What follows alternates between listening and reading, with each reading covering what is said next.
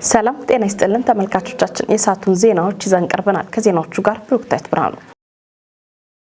በጅማ ሀገረ ስብከት ካቶሊካዊት ቤተክርስቲያን ስር የሚገኘው የቦንጋ የፍቅር ስራ ልጆች ማህበር በድህነት ቅነሳ ስራ ላይ ከመንግስት ጎን በመሆን ማከናወኑን እንደሚቀጥልበት አስታወቀ። ማህበሩ በምግብ ዝግጅት ለስድስተኛ ጊዜ ያሰለጠናቸውን 24 ሰልጣኞች የፊታችን ማክሰኞ አስመርቃለሁ ብሏል። ከሚመረቁ ተማሪዎች መካከል ያነጋገርናቸው ስልጠናው ከዚህ በፊት ስለ ምግብ ዝግጅት የነበረንን ግንዛቤ ቀይሮልናል ብለዋል። ክፍለ ዓለሙ ትንታኔውን አሰናድቶታል።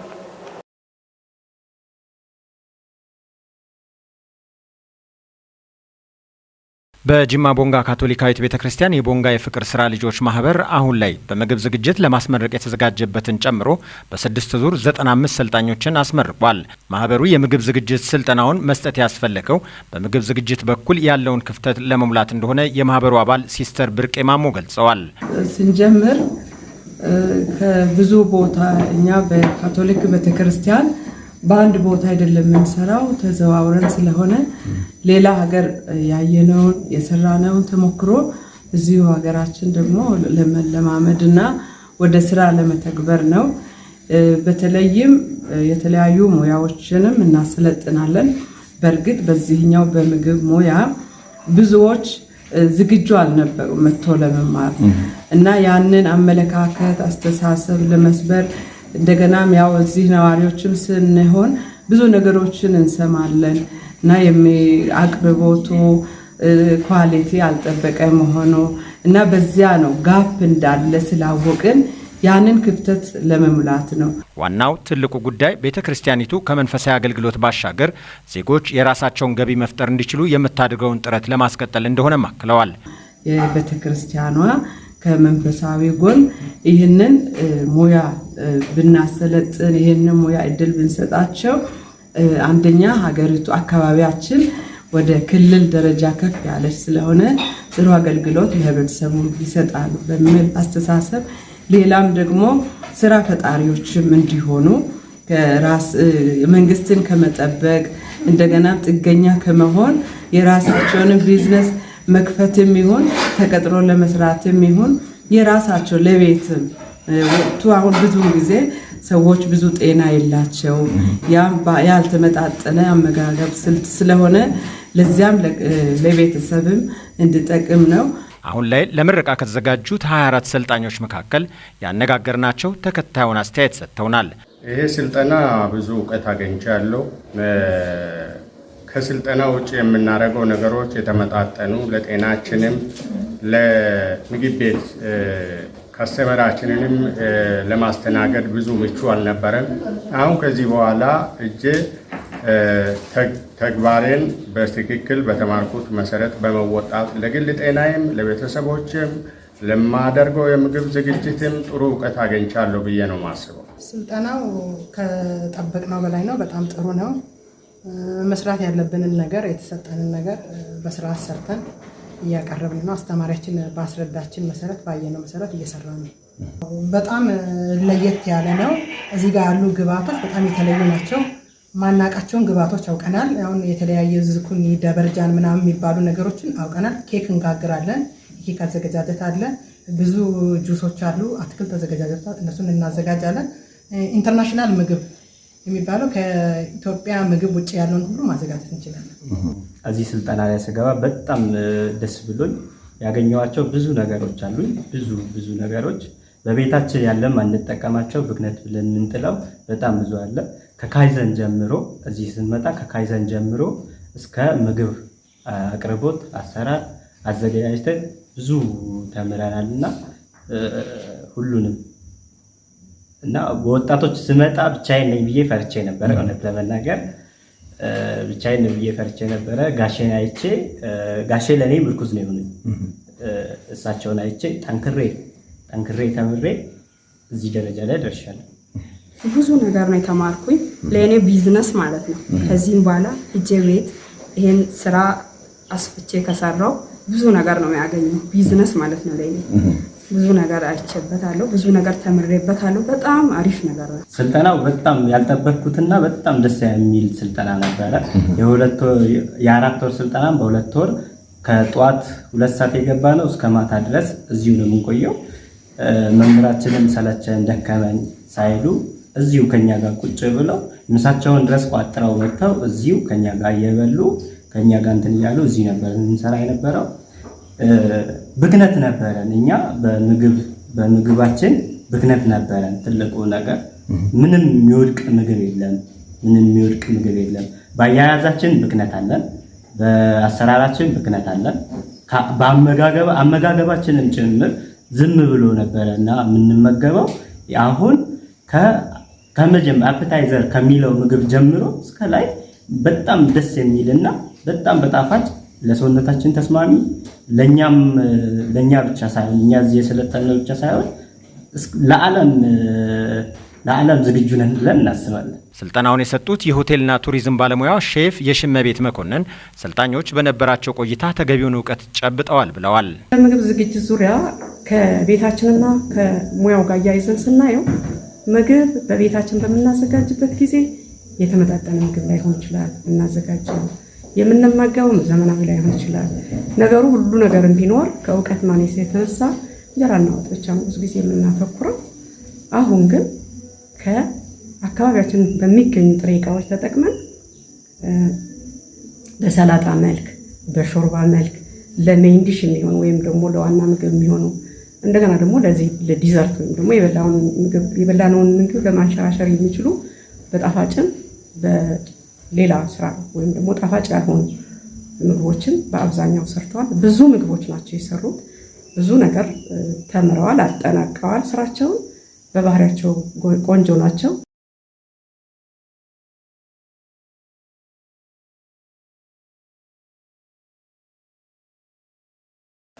የከተማ የውስጥ ለውስጥ መንገድ ስራ ለነዋሪዎች ምቹ እንዲሆን የከተማው ህብረተሰብ የነቃ ተሳትፎ የጎላ ሚና እንዳለው የጌሻ ወረዳ አስተዳደር ገለጸ። ዘገባው የጌሻ ወረዳ መንግስት ኮሚኒኬሽን ነው። ተጨማሪ አለ። በካፋ ዞን ጌሻ ወረዳ ኦጊዳ ኪቲ ቀበሌ የሃሾ ታዳጊ ማዘጋጃ ቤት የውስጥ ለውስጥ የመንገድ ከፍታ ስራ እየተሰራ ያለበትን ደረጃ የጌሻ ወረዳ ዋና አስተዳዳሪ አቶ ካሳሁን ገብሬና የመንግስት ዋና ተጠሪ አቶ አንድ ሰው አለማየሁ የተመራ ልዑካን ቡድን የመስክ ምልከታ ጉብኝት አድርገዋል። የጌሻ ወረዳ ዋና አስተዳዳሪ አቶ ካሳሁን ገብሬ በጉብኝት ወቅት እንደተናገሩት በከተማው የመሰረተ ልማት መስፋፋትና የውስጥ ለውስጥ መንገድ ከፍታ ስራ የህብረተሰብን ኢኮኖሚያዊ ተጠቃሚነት ከማሳደግ ባለፈ ለከተማው እድገትና ለነዋሪዎች ምቹ እንዲሆን የህብረተሰብ ተሳትፎ ወሳኝ ነው ብለዋል። አክሎም የውስጥ ለውስጥ መንገድ ስራን ለማሳደግ በሚደረገው ጥረት የሁሉም አካላት ተሳትፎ ተጠናክሮ ሊቀጥል እንደሚገባ በመጥቀስ ከተማውን ለነዋሪዎች ምቹና ማራኪ ለማድረግ ሁሉም የከተማ ነዋሪ በየደረጃው መስራት እንዳለበትና ህብረተሰቡን በከተማው እየተሰሩ ያሉ የልማት ስራዎችን በገንዘብና በጉልበት በመደገፍ የከተማው እድገት ላይ አሻራችን ልንጥል ይገባል ብለዋል። ህብረተሰቡን በማስተባበር የውስጥ ለውስጥ መንገድ ከፍታ ስራ የህብረተሰባችን ጥያቄ ለመመለስ በተደረገ ጥረት ከ3.5 ሚሊዮን ብር በላይ መሰብሰቡን የጠቀሱት አቶ ካሳሁን ይህ ተግባር በተለያዩ የመንግስት ተልእኮች ይደገማልን ብለዋል። የጌሻ ወረዳ የመንግስት ዋና ተጠሪ አቶ አንድ ሰው አለማየሁ በበኩላቸው በወረዳ ደረጃ በተለያዩ ታዳጊ ማዘጋጃዎች እየተሰሩ ያሉ የተጀመሩ የውስጥ ለውስጥ መንገድ ከፍታ ስራና የመኪና መናኸሪያ ቦታ ተጠናቀው ለህብረተሰቡ አገልግሎት እንዲሰጡ ህብረተሰቡን በማስተባበር የወረዳው መንግስት ልዩ ትኩረት በመስጠት በመስራት ለህብረተሰቡ አገልግሎት እንዲሰጥ ህብረተሰቡና በየደረጃው የሚገኙት ባለድርሻ አካላት የሚጠበቅባቸውን ሊወጡ ይገባልም ብለዋል። አቶ አንድ ሰው አክለውም አሁን ላይ በኦጊዳ ኪቲ ቀበሌ እየተሰራ ያለው የውስጥ ለውስጥ የመንገድ ከፍታ ስራ በጥሩ ሁኔታ ላይ እንዳለና የአፈር ስራና ቦይ ቆረጣ የጎርፍና ቱቦ ቀበራ ስራን በቀጣይ በመጀመር በአጭር ጊዜ ውስጥ ሙሉ በሙሉ አልቆ አገልግሎት የሚሰጥ መሆኑን ተናግረው ሌሎችንም ተግባራት ህብረተሰቡ በዚሁ ልክ ከተባበረ በፍጥነት እንደሚሰራም ተናግረዋል። የጌሻ ወረዳ የኦጊዳ ኪቲ ቀበሌ ሃሾ ታዳጊ ማዘጋጃ ስራ አስኪያጅ አቶ ፈቀደ አለሙ እንደገለጹት ህብረተሰቡ ከ3.5 ሚሊዮን ብር በላይ በማዋጣት በከተማ ልማት ስራዎች የከተማ ህዝብና ባለድርሻ አካላቶች እያደረጉ ያሉት ትብብር አበረታችና ከተማዋን በማልማት ለሌሎች ታዳጊ ከተማ ግንባር ቀደምና ሞዴል እንድትሆን ብዙ መስራት ይጠበቅብናል ብለዋል። ዘገባው የጌሻ ወረዳ መንግስት ኮሚኒኬሽን ጉዳዮች ጽህፈት ቤት ነው። በአዲ ወረዳ እየተሰሩ ያሉ የተለያዩ የልማት ስራዎች በወረዳው ከፍተኛ የስራ ኃላፊዎች ተጎበኘ። የልማት ስራዎቹ በተቀመጠላቸው የጊዜ ሰሌዳ መሰረት በጥራት ተከናውነው ለአገልግሎት እንዲበቁም አቅጣጫ ተቀምጧል። ከወረዳ መንግስት ኮሚኒኬሽን ያገኘውን ዘገባ ናስር ተማም አዘጋጅቶታል። ተጨማሪ አለ። በወረዳ ምክትል ዋና አስተዳዳሪ አቶ ገረመው ገብሬ የተመራው የስራ ኃላፊዎች ቡድን በዋንዋሽ ፕሮግራም በቦቃ ቀበሌ እየተገነባ ያለው የመንገድ ዳር ሽንት ቤት ግንባታን የጎበኘ ሲሆን የግንባታ ቁሳቁስ ጥራትና በተቀመጠው የጊዜ ሰሌዳ ስራው ተጠናቆ ለህዝብ አገልግሎት እንዲበቃ ጠይቀዋል። የግንባታ ተቋራጮቹ ያላቸውን ጉልበትና ጊዜ ተጠቅሞ በፍጥነት እንዲያከናውኑ ምክትል ዋና አስተዳዳሪው አሳስበዋል። የወረዳው ጤና ጥበቃ ጽህፈት ቤት ኃላፊ አቶ ሙሉጌታ ገዛኸኝ በበኩላቸው እስከ ሐምሌ 7 ቀን 2016 ዓመተ ምህረት ድረስ ግንባታው ተጠናቆ ለአገልግሎት ክፍት መሆን እንዳለበት አስገንዝበዋል። እንዲሁም በሸራዳ ቀበሌ እየተገነባ ያለው የሸራዳ ጤና ጣቢያ ግንባታ ማለቁን የጽህፈት ቤት ኃላፊው ጠቁሞ በአሁኑ ሰዓት የሽንት ቤት ግንባታ ያለቀ መሆኑን አስረድተዋል። የጤና ጣቢያው የመብራት መስመር ዝርጋታ በቅርቡ እንደሚጀምር የጠቆሙት አቶ ሙሉጌታ ይህም እስከ ሐምሌ 10 ቀን 2016 ዓመተ ምህረት ድረስ ተመርቆ ለአገልግሎት ክፍት እንደሚሆን ገልጸዋል። የአዲ ወረዳ ምክትል ዋና አስተዳዳሪ አቶ ገረመው ገብሬ በዚህ ወቅት እንደተናገሩት የልማት ስራዎቹ በጊዜ በጥራትና በውጪ ውጤታማ እንዲሆኑ ባለድርሻ አካላት የበኩላቸውን ሊወጡ ይገባል ብለዋል። በተጨማሪም የመንገድ ዳር ሽንት ቤቶቹ የተወሰነ የጥራት ጉድለት እንዳለባቸው በመስክ ምልከታው መረዳታቸውን አቶ ገረመው ገልጸው ይህም በፍጥነት መታረም እንዳለበት አስገንዝበዋል። ውፍረትን ለመቀነስ ተብሎ የሚወሰድ መድኃኒት ለዓይነ ስውርነት ሊዳርግ ይችላል ተባለ።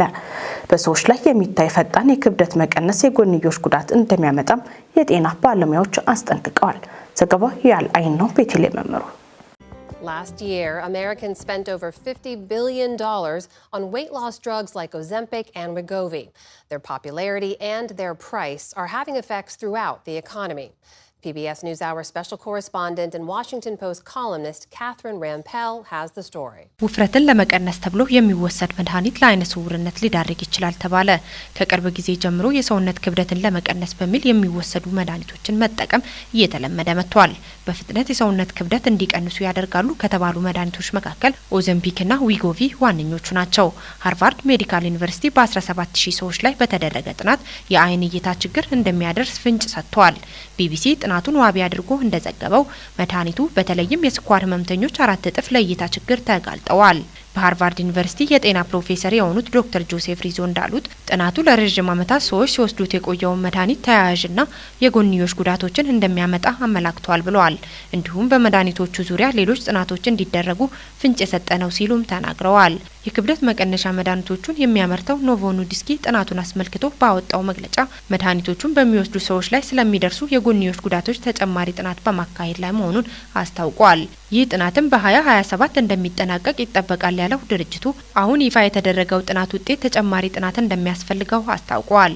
መድኃኒቶች በባህሪያቸው ማቅለሽለሽ፣ ማስመለስ፣ ተቅማጥ፣ የሆድ ህመምና ሌሎች የጎንዮሽ ጉዳቶችን እንደሚያስከትሉ ይገመታል ተብሏል። የጤና ባለሙያዎች በበኩላቸው ክብደትን በአጭር ጊዜ ውስጥ ለመቀነስ በሚል መድኃኒቶችን መውሰድ ትክክል አለመሆኑን ገልጸው በፍጥነት ብዙ ኪሎግራም ክብደት መቀነስ የጎንዮሽ ጉዳቱ ያመዝናል ሲሉም አሳስበዋል። ከፍተኛ የጦር አዛዥ የተገደለበት ሄዝቦላ 200 ሮኬቶችን ወደ እስራኤል አስወነጨፈች። የእስራኤል የአምቡላንስ አገልግሎት በጥቃቱ በሰዎች ላይ የደረሰ ጥቃት የለም ብሏል።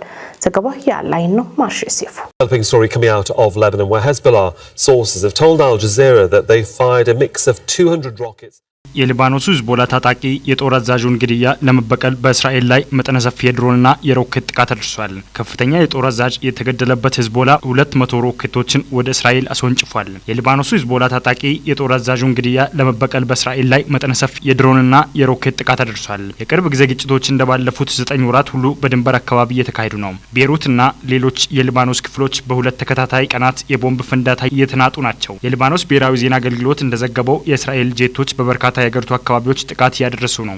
ሂዝቦላ ባለፈው ረቡዕ በእስራኤል ጥቃት በደቡብ ሊባኖስ የተገደለውን ወታደራዊ አዛዥ ሙሐመድ ናስር ግድያን ለመበቀል በ200 ሮኬቶችና በርካታ ድሮኖች በ10 የእስራኤል ወታደራዊ ኢላማዎች ላይ ጥቃት ማድረሱን ገልጿል። ናስር በግጭቱ በእስራኤል የአየር ጥቃት ከተገደሉት ከፍተኛ አዛዦች አንዱ ነው። የእስራኤል ጦር እንደገለጸው 200 ሮኬቶችና 20 አጠራጣሪ ኢላማዎች ከሊባኖስ በኩል የእስራኤልን ድንበር ሲያቋርጡ ተለይቶ አብዛኞቹ በእስራኤል የአየር ኃይል ተመቷል። የእስራኤል አምቡላንስ አገልግሎት በጥቃቱ በሰዎች ላይ የደረሰ ጥቃት የለም ብሏል። የእስራኤል ጦር የተወሰኑ ድሮኖችና ፍንጠርጣሪዎች እሳት ማስነሳታቸውን ገልጿል። የሂዝቦላ ከፍተኛ ባለስልጣን የሆነው ሀሺም ሰይፈዲን ናስርን ለማስታወስ በተዘጋጀ ፕሮግራም ላይ ቡድኑን ማጥቃቱን እንደሚቀጥል አመላክቷል። ሂዝቦላ የጋዛ ጦርነት ከተጀመረ በኋላ ከእስራኤል ጋር ወደ ተኩስ ልውውጥ የገባው ከእስራኤል ጋር እየተዋጋ ላለው የፍልስጤሙ ታጣቂ ቡድን አጋርነቱን ለማሳየት ነው።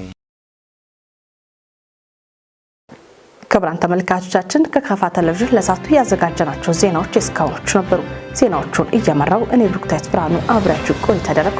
ከቀሪ የካፋ ቴሌቪዥን መሰናዶች ጋር መልካም ጊዜ